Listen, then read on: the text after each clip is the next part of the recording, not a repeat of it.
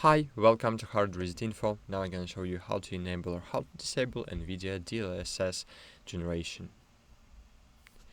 Firstly, you should open Settings, then here find General, Graphics, and here you will see NVIDIA DLSS Frame Generation. And here you can enable this feature or disable. This feature boosts frame rates by using AI to render additional frames. This feature requires RTX 40 series graphics card.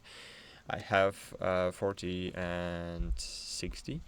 So in my case, I can enable this feature. If you have a really good but Radeon video card, unfortunately it doesn't work with Radeon graphic cards.